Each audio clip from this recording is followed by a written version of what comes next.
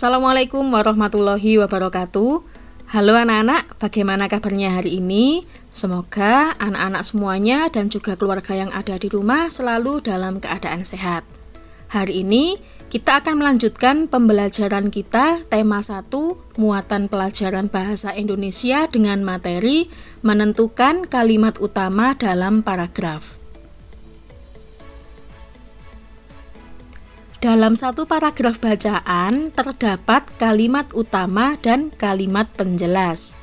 Kalimat utama adalah kalimat yang menjadi fokus dalam suatu paragraf. Sementara kalimat penjelas itu biasanya berupa pernyataan pembenaran atau penolakan terhadap kalimat utama.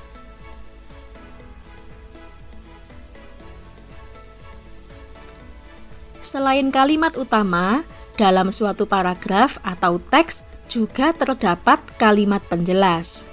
Kalimat penjelas itu berisi informasi tambahan untuk menjelaskan lebih rinci hal-hal yang disampaikan kalimat utama.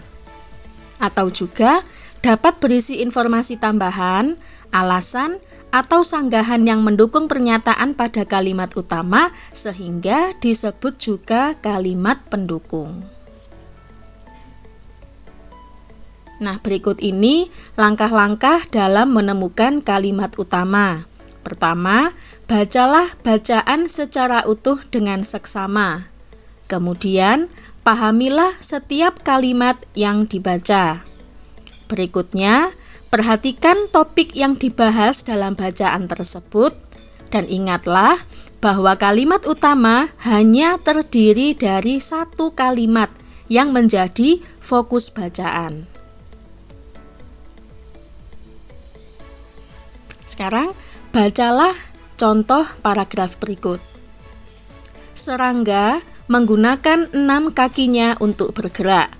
Beberapa jenis serangga menggunakan kaki mereka untuk berjalan. Ada juga serangga yang menggunakan kaki mereka untuk melompat.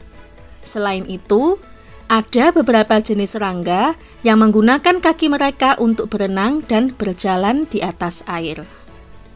Nah, dari paragraf ini, kita bisa menentukan bahwa yang menjadi kalimat utama yaitu kalimat yang dicetak berwarna merah muda ini ya, yaitu serangga menggunakan 6 kakinya untuk bergerak.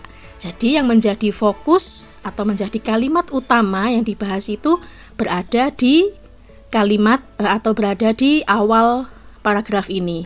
Nah, sedangkan beberapa kalimat berikutnya yang dicetak berwarna hijau ini merupakan kalimat penjelas atau kalimat pendukung. Contoh berikutnya. Wayang bambu merupakan salah satu jenis kesenian yang cukup langka. Kesenian ini berkembang di daerah Bogor, tepatnya di Kampung Cijahe, Jawa Barat. Kesenian wayang bambu ini awalnya dikembangkan oleh Ki Derajat yang merupakan pembuat sekaligus dalang wayang bambu. Sesuai namanya, wayang bambu terbuat dari bambu, khususnya bagian dalam bambu. Nah, dari paragraf tersebut, kita bisa mengetahui bahwa kalimat utama pada paragraf di atas adalah wayang bambu merupakan salah satu jenis kesenian yang cukup langka. Jadi, kalimat utamanya ada di awal paragraf ini. Nah, selanjutnya, berdasarkan letak dari kalimat utamanya, paragraf itu dibedakan menjadi 2 macam. Ada paragraf deduktif dan ada paragraf induktif.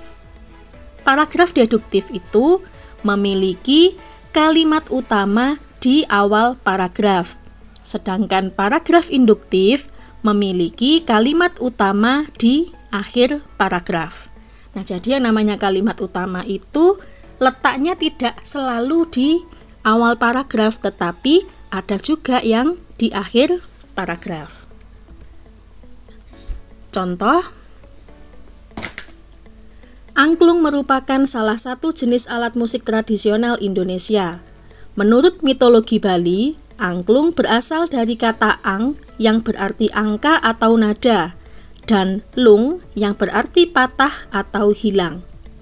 Jika kedua kata digabungkan, angklung dapat diartikan sebagai nada atau laras yang tidak lengkap. Angklung terbuat dari bambu. Terciptanya alat musik angklung terinspirasi dari pandangan hidup masyarakat Sunda yang agraris. Alat musik ini memang berkembang dalam kalangan masyarakat Sunda di Jawa Barat. Nah, anak-anak, dari paragraf ini kita bisa menemukan bahwa kalimat utamanya ada di awal paragraf ya, yang dicetak berwarna biru. Angklung merupakan salah satu jenis alat musik tradisional Indonesia. Nah, itu adalah kalimat utamanya. Sedangkan kalimat-kalimat berikutnya itu merupakan kalimat penjelas atau kalimat pendukung. Jadi isinya kalimat penjelas itu berupa pernyataan-pernyataan yang mendukung dari kalimat utamanya.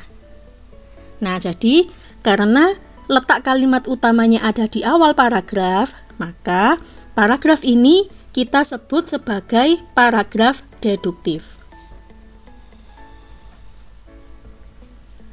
Contoh berikutnya, pada tahun 1889, J.L.A. Brandes, seorang ahli bahasa kuno dari Belanda, menyatakan bahwa gamelan sudah dimiliki bangsa Jawa sebelum datangnya pengaruh budaya India. Sementara itu, menurut mitologi Jawa, gamelan diciptakan oleh Sang Hyang Guru yang merupakan dewa penguasa tanah Jawa yang berdiam di Gunung Lawu. Sang Hyang Guru menciptakan gong untuk memanggil para dewa dan dewi berkumpul di hadapannya. Setelah itu, ia menciptakan alat-alat musik lainnya dengan tujuan agar para dewa dan dewi memahami pesannya melalui bunyi yang berbeda.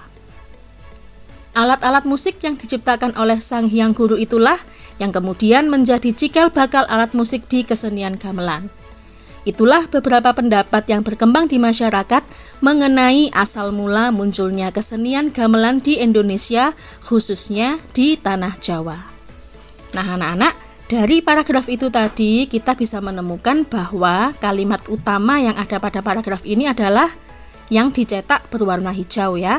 Itulah beberapa pendapat yang berkembang di masyarakat mengenai asal mula munculnya kesenian gamelan di Indonesia, khususnya di tanah Jawa. Nah, sedangkan kalimat penjelas atau kalimat pendukungnya itu dijelaskan terlebih dahulu di awal paragraf, baru kemudian ditulislah kalimat utamanya di akhir paragraf. Nah, karena letak kalimat utamanya ada di akhir paragraf, maka paragraf ini disebut sebagai paragraf induktif.